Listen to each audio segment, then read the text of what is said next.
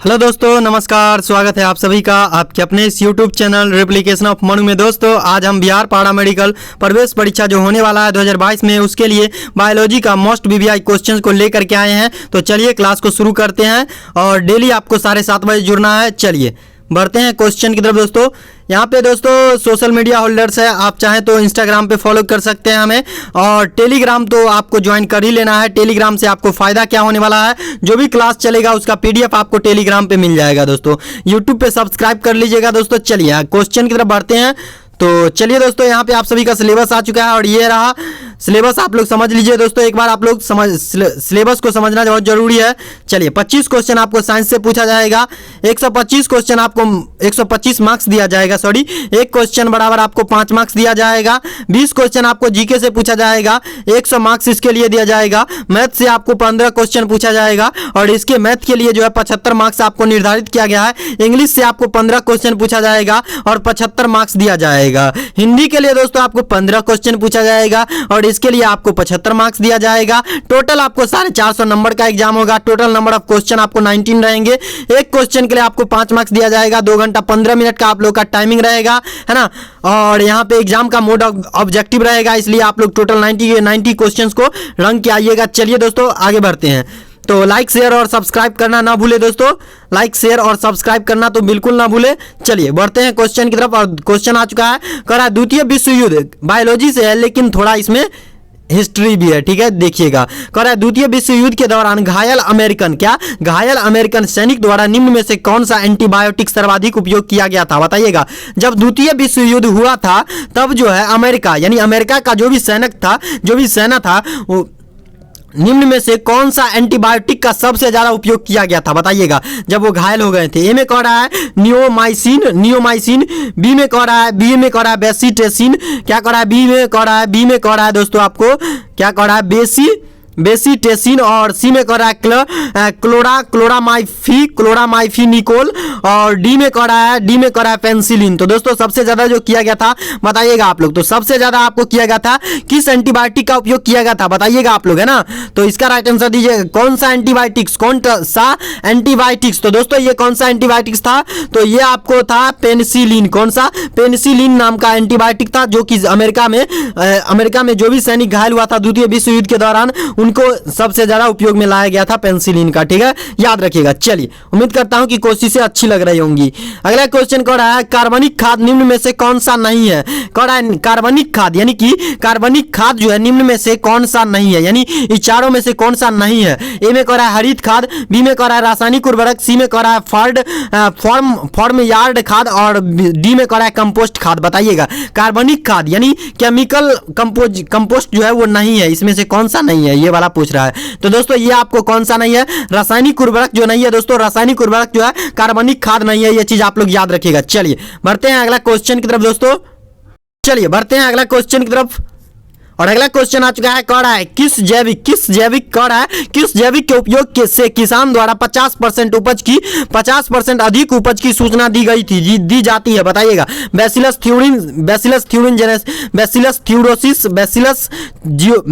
Thuringiensis कहते हैं, यहाँ पे गलती लिखा हुआ है। बी में कहता है राइजोबियम जीवाणु, सी में कह रहा है माइकोराइजा, और डी में कह रहा है एजोला पिनाटा। तो दोस्तों राइट आंसर दीजिएगा आप लोग। कह रहा है किस जैविक के उपयोग से किसान द्वारा 50% अधिक उपज की सूचना दी गई थी। तो ये आपको दी गई थी किसको, तो ये दिया गया था दोस्तों, किसको दिया गया था, एजोला पिनाटा के द्वारा दिया गया था। एजोला पिनाटा जैविक खाद के द्वारा उपयोग के द्वारा जो है 50% की अधिक उपज हुई थी, ठीक है। कौन सा खाद, तो एजोला पिनाटा नामक खाद का उपयोग करने से 50% की अधिक उपज की सूचना दी गई किसानों के द्वारा, ठीक है। चलिए अगला क्वेश्चन कह रहा है भारतवर्ष में, क्या कह रहा है, भारतवर्ष में सबसे अधिक उपयोग में लाए जाने वाला हरित खाद कौन सा है। ए में कह रहा है क्रोटोलेरिया जनसिया, बी में कह रहा है सिसबानिया एकुलिएटा, और सी में कह रहा है साइमोमसिस टेट्रागोनो लोबा, और डी में कह रहा है सभी। तो दोस्तों इसका राइट आंसर आप लोग दीजिएगा। तो इसका राइट आंसर क्या हो जाएगा, इनमें से सभी हो जाएगा, ठीक है, याद रखिएगा आप लोग। चलिए आप सभी को जो है टेलीग्राम पे इसका पीडीएफ मिल जाएगा। चलिए बढ़ते हैं अगला क्वेश्चन की तरफ। और अगला क्वेश्चन आ चुका है, कह रहा है बायोगैस उत्पादन की विधि है, बायोगैस उत्पादन की जो विधि है वो क्या है, वायवीय विधि है, अवायवीय विधि है, सक्रिय अभिक्रिया है, निष्क्रिय अभिक्रिया है ना। तो बताइएगा बायोगैस की उत्पादन की जो विधि है वो कौन सा प्रक्रिया है दोस्तों, तो इसका राइट आंसर दीजिएगा। तो ये अवायवीय प्रक्रिया है। क्या है? अवायवीय प्रक्रिया है। ये चीज आप लोग याद रखिएगा। चलिए आप सभी को याद रखिएगा कि एक क्वेश्चन बराबर 5 मार्क्स दिया जाएगा। डीएमसीएच और पीएमसीएच और एसकेएमसीएच, तो इस बार आप सभी के नाम एक सीट होना चाहिए। चलिए बढ़ते हैं अगला क्वेश्चन। कह रहा है जल प्रदूषण, क्या कह रहा है? जल प्रदूषण से बचाव हेतु भारत सरकार द्वारा निम्न में से कौन सा कदम उठाया गया है? बताइएगा। गंगा एक्शन योजना, बी में कह रहा है नर्मदा एक्शन योजना, और क्या कह रहा है? सी में कह रहा है यमुना एक्शन योजना, और डी में कह रहा है ए और सी दोनों हो जाएगा। तो बताइएगा इसका राइट आंसर। तो इसका राइट आंसर क्या हो जाएगा? यानी कि इसका राइट आंसर हो जाएगा ए और सी हो जाएगा। क्या? ए और सी इसका बिल्कुल राइट है। चलिए तो इसका राइट आंसर क्या हो जाएगा? ए यानी गंगा एक्शन योजना, और सी में हो जाएगा यमुना एक्शन योजना। ठीक है, याद रखिएगा आप लोग। चलिए बढ़ते हैं अगला क्वेश्चन की तरफ। और अगला क्वेश्चन कह रहा है जानवर के रूमिन में पाए जाने वाला जीवाणु है। बताइए कौन सा जीवाणु है? तो ये एजोटोबैक्टर जीवाणु है, राइजोबियम जीवाणु है, और सी में कह रहा है मिथेनोबैक्टीरियम है, और डी में कह रहा है एजोस्पाइरिलियम है। बताइएगा कौन सा जीवाणु है दोस्तों, कौन सा जीवाणु है? तो ये जीवाणु है मिथेनोबैक्टीरियम। कौन सा? मिथेनोबैक्टीरियम जीवाणु है। जानवर के रूमिन में जो जीवाणु पाया जाता है दोस्तों वो कौन सा जीवाणु है? तो मिथेनोबैक्टीरियम जीवाणु पाया जाता है। ठीक है, याद रखिएगा। उम्मीद करता हूं कि आपको हमारी कोशिशें अच्छी लग रही होंगी। चलिए बढ़ते हैं अगला क्वेश्चन की तरफ। कह रहा है किसी कवक, क्या कह रहा है? किसी कवक एवं उच्च श्रेणी पादप के बीच सहभागी संबंध को कहते हैं, क्या कहते हैं? लाइकेन कहते हैं, बी में कहता है माइकोराइज कहते हैं, सी में कह रहा है जैव रसायन कहते हैं, और डी में कह रहा है जैविक नियंत्रण कारक कहते हैं। बताइए तो क्या कहते हैं? तो दोस्तों इसका राइट आंसर क्या हो जाएगा? यहाँ पे माइकोराइज कहते हैं। क्या कहते हैं संबंध को?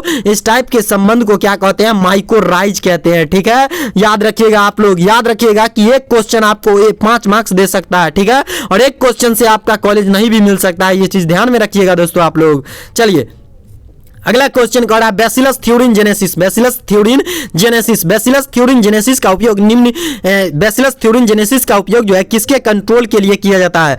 किसके कंट्रोल के लिए किया जाता है? बताइएगा। जीवाणु रोगी के लिए, कवक रोगी के लिए, कंट्रोल के लिए, और सी में कह रहा है निमेटोडस कंट्रोल के लिए, और कीट रोगी कंट्रोल के लिए। बताइएगा किसके कंट्रोल के लिए किया जाता है? तो दोस्तों ये जो है ये बैसिलस थ्यूरिन जेनेसिस का उपयोग जो है दोस्तों ये किया जाता है कीट रोगी प्लांट बनाने के लिए। ठीक है, कीट को कंट्रोल करने के लिए इसका इस्तेमाल किया जाता है। जो भी बैसिलस थ्यूरिन जेनेसिस के द्वारा जो भी प्लांट्स बनते हैं उसमें कीड़ा कभी नहीं लग सकता है। ये चीज आप लोग याद रखिएगा। चलिए अगला क्वेश्चन की तरफ बढ़ते हैं। और अगला क्वेश्चन आ चुका है, कह रहा है बैसिलस थ्यूरिन जेनेसिस द्वारा स्रावित आविष प्रोटीन कौन है?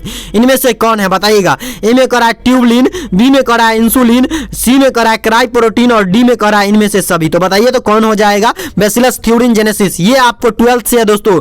मैं 100% श्योर हूं कि ये आपसे 12th से क्वेश्चन पूछा गया है। बताइएगा तो इसका राइट आंसर क्या हो जाएगा? क्राई प्रोटीन में कहते हैं। जो भी लोग कह रहे हैं क्राई प्रोटीन कहते हैं उन सभी का बिल्कुल राइट है। चलिए बढ़ते हैं अगला क्वेश्चन की तरफ, है ना। यहाँ पे सी नंबर ऑप्शन जो भी लोग टिक किया उन सभी को 5 नंबर मिल चुका है दोस्तों। बढ़ते हैं अगला क्वेश्चन की तरफ। अगला क्वेश्चन आ चुका है, कह रहा है दूध से दही बनाने, क्या बड़ा मजेदार क्वेश्चन आ गया यार। कह रहा है दूध से दही बनाने में किस जीवाणु का उपयोग किया जाता है? बताइएगा।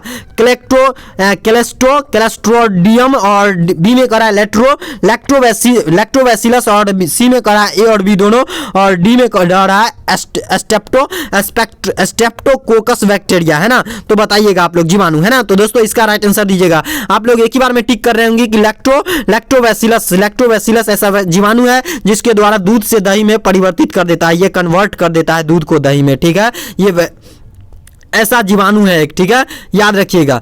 चलिए अगला क्वेश्चन, जोरन जो कहते हैं दोस्तों, जोरन में लैक्टोबैसिलस जीवाणु ही आता है। ठीक है, याद रखिएगा। चलिए अगला क्वेश्चन कर रहा है मिट्टी, क्या कर रहा है? मिट्टी को उपजाऊ बनाने में सहायक है। मिट्टी जो होता है यानी सॉइल को उपजाऊ बनाने में सहायक है। ए में कर रहा है कीटनाशक, बी में कर रहा है जैविक खाद, सी में कर रहा है ईस्ट, और डी में कर रहा है नन। बताइएगा क्या हो जाएगा इसका राइट आंसर? तो इसका राइट आंसर क्या हो जाएगा दोस्तों? इसका राइट आंसर हो जाएगा जैविक खाद। क्या हो जाएगा? जैविक खाद, जैसे कि गोबर हो गया, ये एक जैविक खाद है। ठीक है, याद रखिएगा। चलिए अगला क्वेश्चन की तरफ बढ़ते हैं। और अगला क्वेश्चन करा इटली, आपके से रिलेटेड, आपके नॉर्मल लाइफ से रिलेटेड क्वेश्चन है दोस्तों। इटली एवं डोसा का आटा किस सूक्ष्मजीव के प्रयोग से बनाया जाता है। ए में करा है जीवाणु के, और बी में करा है लैक्टोबैसिलस के, और सी में करा है विषाणु के, और डी में करा है ईस्ट के। बताइएगा जब आप इडली डोसा खाते हैं वो उतना फुला फुला क्यों मतलब होता है? तो दोस्तों वो किस सूक्ष्मजीव के कारण ऐसा होता है? तो ये जो होता है दोस्तों ये किसके द्वारा होता है? ईस्ट के द्वारा। गुलगुल्ला कभी खाए हैं? फुला फुला होता है, तो ये भी एक ईस्ट होता है। ठीक है, ईस्ट के कारण होता है, ईस्ट के कारण होता है। ठीक है, याद रखिएगा। गुलगुल्ला बनाने के लिए क्या किया जाता है कि रात में आटा को सान के और दिन में छोड़ देते हैं और ईस्ट से आक्रमण करवाया जाता है उसमें। ठीक है, याद रखिएगा। चलिए अगला क्वेश्चन की तरफ बढ़ते हैं, और अगला क्वेश्चन करा है गोबर गैस। क्या करा है? गोबर गैस का एक प्रमुख घटक है ब्यूटेन है, बी में करा है अमोनियम है, अमोनिया है, सी में करा मीथेन है, और डी में करा इथेन है। बताइएगा गोबर गैस का एक प्रमुख घटक क्या है? तो गोबर गैस का जो प्रमुख घटक है दोस्तों ये आपको क्या है? तो ये आपको मीथेन गैस है। क्या है? मीथेन गैस है। ठीक है, याद रखिएगा आप लोग। चलिए सी नंबर ऑप्शन जो भी लोग टिक कर रहे हैं उन सभी का 100% राइट आंसर है। आप सभी को 5 नंबर मिल चुका है। चलिए अगला क्वेश्चन की तरफ बढ़ते हैं, और अगला क्वेश्चन कर रहा है नाइट्रोजन स्थिरीकरण। क्या कर रहा है? नाइट्रोजन स्थिरीकरण के योग्य जीवाणु है एजोबैक्टर, एजेटोबैक्टर, क्लेस्ट्रीडियम, और सी में करा है बैसिलस, और डी में करा है राइजोबियम। बताइएगा कौन सा नाइट्रोजन स्थिरीकरण के लिए योग्य जीवाणु जो है कौन सा जीवाणु है? तो दोस्तों ये हो जाएगा आपको कौन सा जीवाणु? राइजोबियम जीवाणु। धान के जड़ों में कौन सा जीवाणु पाया जाता है? ये आप लोग याद रखिएगा, राइजोबियम जीवाणु पाया जाता है, और नाइट्रोजन स्थिरीकरण के योग्य जीवाणु जो है वो आपको राइजोबियम जीवाणु है। चलिए बढ़ते हैं अगला क्वेश्चन की तरफ, और अगला क्वेश्चन करा है निम्न में से क्या करा है? निम्न में से कौन सी खोज महज एक सहयोगवश घटना है? कौन सी खोज जो है एक अचानक यानी सहयोग है, ये एक सहयोग है, जो न होने वाला था वो चीज हो गया। ए में करा है पेंसिलिन है, बी में करा है इंसुलिन है, सी में करा है क्लोरा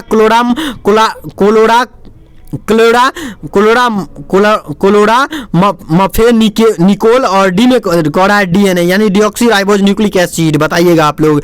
तो इसका राइट आंसर हो जाएगा पेंसिलिन क्या है? महज एक संयोगवश घटना है। ठीक है, पेनिसिलिन का मिलना जो है महज एक संयोगवश घटना है। ये चीज आप लोग याद रखिएगा। चलिए अगला क्वेश्चन की तरफ बढ़ते हैं दोस्तों।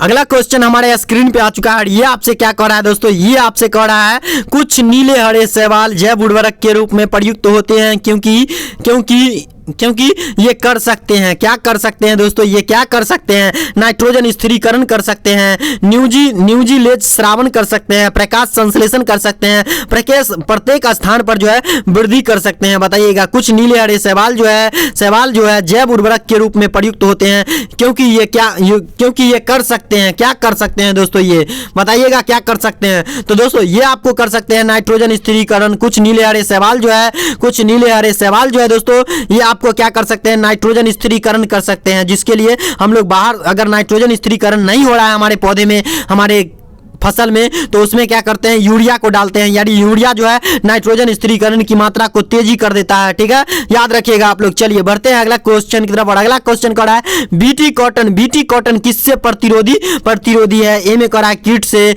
बी में करा है खरपतवार नाशी से, सी में करा है लवण से, डी में करा है सूखा से। बीटी कॉटन किससे प्रतिरोधी है? बताइएगा किसको प्रतिरोधी, यानी बीटी कॉटन जो है किसको मार सकता है? बताइएगा आप लोग। तो ये मार सकता है दोस्तों, कीट को मार सकता है। ठीक है, याद रखिएगा आप लोग। चलिए अगला क्वेश्चन, इसका राइट आंसर जो भी लोग कह रहे हैं ए नंबर हो जाएगा। उन सभी का 100% राइट है दोस्तों। आप सभी को 5 नंबर मिल चुका है और 100% राइट आंसर दे रहे हैं। चलिए अगला क्वेश्चन की तरफ बढ़ते हैं, और अगला क्वेश्चन कह रहा है गोबर गैस में क्या कह रहा है? गोबर गैस में सबसे अधिक मात्रा में निहित है। बताइएगा प्रोपेन निहित है, मीथेन निहित है, ब्यूटेन निहित है, CO2 निहित है। बताइए तो क्या निहित है दोस्तों? तो इसका राइट आंसर हो जाएगा आपको क्या हो जाएगा? इसका राइट आंसर हो जाएगा दोस्तों गोबर गैस में सबसे ज्यादा जो पाया जाता है दोस्तों ये आपको पाया जाता है CO2। ठीक है, याद रखिएगा आप लोग। क्या पाया जाता है? CO2 याद रखिएगा। 100% राइट है जो भी लोग डी नंबर ऑप्शन टिक कर रहे हैं। चलिए बढ़ते हैं अगला क्वेश्चन, और सबसे last question. Best of luck my dear friends, अभी बोलने का टाइम आ गया है। कह रहा है मासिक चक्र मेंस्ट्रुअल साइकिल कह रहा है मासिक चक्र मेंस्ट्रुअल साइकिल किस में होता है? मनुष्य में होता है, बंदर में होता है, चिंपैंजी में होता है, और डी में कह रहा है ऑल में होता है। तो देखिए दोस्तों मासिक चक्र यानी मेंस्ट्रुअल साइकिल कह रहा है, जिसको MC के नाम से बोला जाता है, जाना जाता है। ठीक है, देखिए मानव, बंदर और चिंपैंजी दुनिया पूरे वर्ल्ड की बात करते हैं। मानव, बंदर और चिंपैंजी एक ऐसा जीव है, जानवर है जो कि जिसमें मेंस्ट्रुअल साइकिल की क्रिया होती है, जो कि मेंस्ट्रुअल साइकिल, जो कि मासिक चक्र के नाम से जानते हैं। बहुत जगह जो है आपको एनसीईआरटी में रजोधर्म के नाम से जानते हैं, ठीक है। तो मासिक चक्र की क्रिया जो है इनमें से सभी में होता है, और इन सभी को छोड़कर दुनिया में जितने भी जीव है उन सभी में स्ट्रेस साइकिल की क्रिया कहते हैं, ठीक है। स्ट्रेस साइकिल जिसको ईसी के नाम से भी जानते हैं, ये गाय, भैंस, कुत्ता, बिल्ली, बंदर, भेड़ सब में होता है, ठीक है।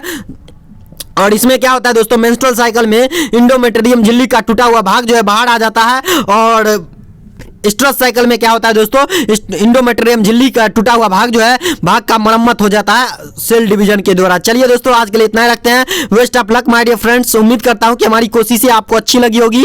अगर कोशिशें अच्छी लगी होगी तो प्लीज, अगर हमारी कोशिशें आपको अच्छी लगी है दोस्तों तो प्लीज ये जरूर कीजिएगा, और ये जरूर कीजिएगा लाइक, शेयर एंड सब्सक्राइब करना ना भूलिएगा दोस्तों। चलिए मिलते हैं कल के क्लास में। Thanks for watching dear friends.